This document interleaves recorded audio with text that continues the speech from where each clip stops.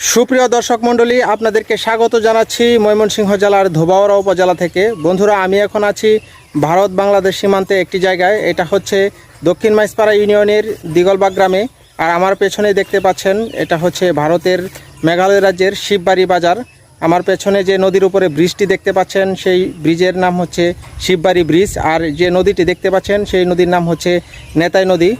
বন্ধুরা, এটি হচ্ছে ভারত বাংলাদেশ সীমান্তে অবস্থিত একটি জায়গা।